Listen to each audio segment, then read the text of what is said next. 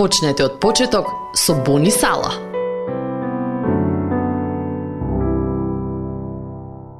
Еве како Бог се опишува себе си. Господ помина пред него па се јави. Јахве, Господ, Бог дарежлив и милостив, долготрпелив на гнев, многу милостив и вистински, искажува милост на илјадници, проштева опакост, грев и престап. Излез, 34 глава, 6 и 7 астих. Бог, што прво ти доаѓа на ум кога ќе го чуеш тој збор? Судија, духовна сила.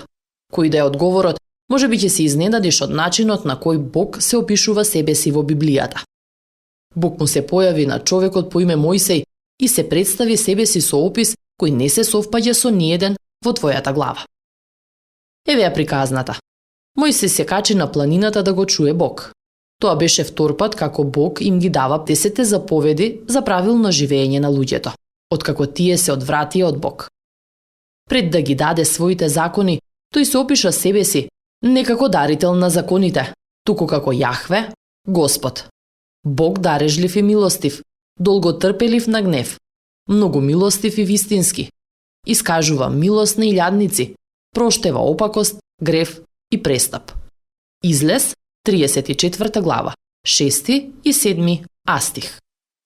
Дарежлив, милостив, бавен на гнев. За жал, човечкиот обид да го представи Бог преку религијата не ја пренесе Божјата вистинска природа. Причината за Божите постапки кон човекот. Дали погрешно разбра кој е Бог? Тој копне е да го запознаеш него, неговата љубов за тебе и да искусиш трансформација во животот.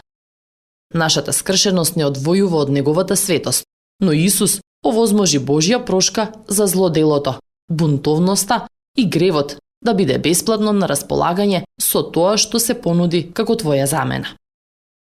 Љубовта на сочувствителниот и милостив Бог од Библијата е поголема од твојата скршеност. Ете, затоа тој истрајно те чека денес.